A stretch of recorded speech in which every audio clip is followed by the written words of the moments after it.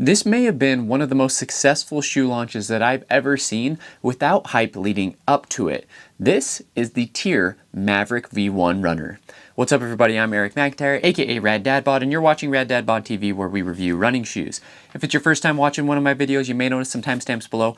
Feel free to jump around to the various parts of this review, but if you do so, I'd sure appreciate if you come back, watch the full thing when you get a sec, so I put a lot of time and effort into these videos. Now, quick disclaimers and disclosures are that I did receive the shoe for free for the purpose of review directly from TYR. That being said, I was not given any talk tracks, talking points, I'm not being paid, no one watches the video beforehand, all thoughts are entirely my own. Now, starting off with the intended use of the shoe, this is really going to be an up-tempo trainer, lightweight daily trainer basically, right? So what other shoes fit in that category? Just for reference, you're looking at the Evo SL, the Rebel V5, potentially the Asics Nova Blast, depending on where you kind of put that, but not really your standard daily trainer, more so the lighter weight versions of daily trainers that are meant for some general speed work, but also daily miles if you prefer something lighter on foot. As such, that's how we're going to be talking about the shoe today. Now, TYR in particular, I do want to say they positioned it, so they're saying that this is lighter and more responsive, yet higher stack than all of those shoes that I just listed. Really, they kind of did a couple of days worth of marketing, pushing Project Maverick, kind of teasing the shoe, and then they just mass blasted this out to running shoe reviewers, running influencers, basically anyone in the running space. They sent this box with some really cool kind of designs and different things. Like when you open the box, it would reveal kind of instructions. It was kind of this classified thing. I actually have the folder right here, and they even sent a scale so that you could actually measure the weight of the shoe compared to those other shoes. So really cool launch, but let's get into the details here. So shoe comes in at $150. Perfect price point, positions it right there in that category, with the Evo SL being $150 and the Rebel V5 being $145. So very competitive for where it sits. Now moving to the specs, we have the shoe coming in at 7.7 ounces and 220 grams. That's what's listed for, I believe it's a men's size 9. I want to call something out because they did say that it is lighter than both the Evo SL and the Rebel V5. When I weighed it on the scale they provided me, it came in around the same weight as the Evo SL and around just a tiny, like half an ounce, not even half an ounce, it was like 0.05 ounces heavier than the Rebel V5, which came in as the lightest of the three. Now, pretty minimal there, and they were probably going off of what's listed on the websites of those respective brands. So there's always going to be a little bit of discrepancy, but weight-wise, it does fit in that category. Then from a stack perspective, we have 44 in the heel, 36 in the forefoot for an 8mm drop. So it is a fairly high stack overall, right? Moving to the fit, pretty unique fit. So we have a narrow midfoot, and then I would say, a wide overall toe box, right? You kind of have that foot shape, anatomical toe box, which is nice. And then I would say standard heel. And then lengthwise, I would say it's true to size length.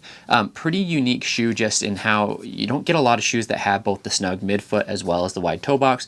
And I'm not complaining about that. For me, that actually works really well. Now, as far as the upper goes, it is a breathable mesh, and it is really comfortable, really lightweight.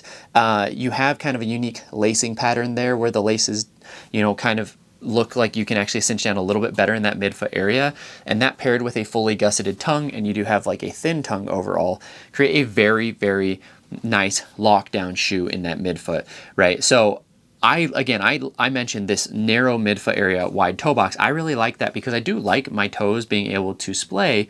However, usually if you have a wide toe box, you're not getting a wide midfoot, and it causes, a shoe to be extra baggy or, shifting within the shoe.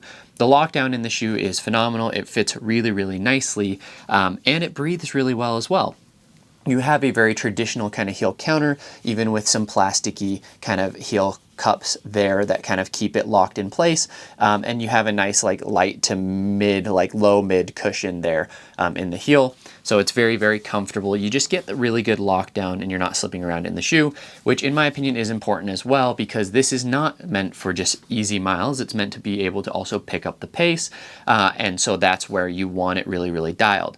Quick disclaimer or disclosure here as well, or disclaimer I should say, these wings, the Valkyrie wings, they're on the side, right? I had another reviewer friend say that his foot felt a little bit of rubbing there on the medial side, and he's wide-footed. I'm pretty standard foot shape, and so, you know, I'm right there in the middle, kind of average, and I didn't notice it at all. So just something to look out for though if you are wide-footed, because that is a snug midfoot. Now moving to the midsole, really, really interesting midsole here. So again, it's 44 in the heel, 36 in the forefoot, that 8mm drop. 36 feels high for the feel in the forefoot area, right? The shoe actually has a good amount of ground feel. It's really, really interesting. And I actually like it, right? The underfoot feel reminds me of the Brooks Hyperion 2, where it was on the firmer side compared to some of its competitors, but it created a really bouncy kind of almost snappy feeling underfoot where you could feel the ground, and then you just got that really good quick turnover, which allowed you to run pretty fast in the shoe. That is the general experience with this as well, right? So this Flight Time foam is actually, I believe it's an EVA PIBA OBC blend. So you have 3 compounds, right? EVA PIBA blend, that's what you would get for the Rebel. The EVA OBC blend, that's a Novablast combination. So it's kind of like a combination of the Rebel and Novablast midsole compounds, but the feel underfoot, again, is a lot firmer, at least in that forefoot area, right? I think that this is maybe, you know, I think I mentioned it gives that Hyperion 2 kind of pop off the ground feel. The shoe is a lot better suited for faster efforts than daily miles, in my opinion. And I'm someone who really likes a lighter shoe for daily miles, and so I could do my daily training, but I think the majority of people would probably find it a little bit too firm, or I don't know if aggressive is the right word, but it comes off the ground really smooth, really nice. You get that nice pop. And so I could see people struggling to run like easy miles in it just because it feels overly aggressive for that. But I did 400-meter repeats in the shoe, training for the 5K right now. You know, I was running around 540 pace for the 400s and felt really quick, really smooth, really fast. I didn't feel like the shoe was holding me back at all. I was getting enough responsiveness from the shoe to be able to throw that down. So I think that this is a really pace versatile shoe, and I think that you get some really nice pop and energy return off the ground in the shoe. The other thing is, because it is a little bit on the firmer side overall, and you do have like a wider base, especially there in the forefoot area, the shoe is fairly stable. So you get the speed and the stability, which if you compare in category with like the Evo SL, the Rebel V5, those can be a little bit unstable or a little bit overly soft sometimes. And so this is kind of that nice, like this is what I imagine an up-tempo trainer should feel like, and most of them have kind of gone away from this sensation for this year's iterations. And so for me, I mean, right now, I feel like this midsole climbs all the way up to number 2 in the lightweight trainer category, second only to the Evo SL, because that's frankly one of the most versatile shoes ever made, right? But this is up there, and I can see a lot of people actually taking this over the Evo SL because of the more stable, faster, kind of snappier feel underfoot. Moving to the outsole, you have the Tear Tack rubber in that gum outsole colorway, and it grips the ground really, really well. I'm not ready to say it's like a top tier outsole, but the durability has been really, really nice in 30 plus miles. I see very, very little to any wearing whatsoever. And the shoe, I have run in the rain in it. You know, I have run in nothing like crazy at all, but just like rain coming down, kind of going on a long run and whatnot. And the shoes still grip the ground really, really well, even on wet road lines and painted lines or anything like that. So overall, really nice outsole. It gets the job done. I am concerned though of the durability, because anywhere that there is exposed foam, it does seem to be wearing fairly quick. So something to consider, but I don't necessarily want more, because I just feel like that's going to give a little bit more weight than I would want. Something to also consider, the outsole is actually almost reminiscent of the Asics Novablast like 2 and 3, I think it was, that have this like oval shape there in the forefoot. Now for me, actually in the Novablast 2, that gave me some discomfort in my forefoot area and on the balls of my feet. I didn't notice it at all though in the Maverick V1 runner. So something to consider again, something worth trying on if you can, right? But overall, it didn't give me any issues. So who's this shoe for? Well, this shoe is one of those like, like it's up there as far as like one shoe rotation type shoes. All right, if you just want one shoe that's affordable, that can get the job done no matter the type of run, right? $150, this is that kind of shoe, right? If the Evo SL was a shoe that you wanted to love, but it didn't quite work for you because it was a little unstable, because the upper was a little sloppy, this is an alternative that you should be trying, right? TYR basically has 3 running shoes and all of them are top notch, right? They're just not talked about a lot because they don't put a lot of advertising or marketing into their running. You know, they have a weightlifting line and they're big in triathlon as well, especially swimming. So like running is not their main focus, but the 3 shoes that they have, a lightweight trainer, a plated trainer, and a super shoe are all phenomenal. So really like what they're doing here. So anyway, just some final thoughts.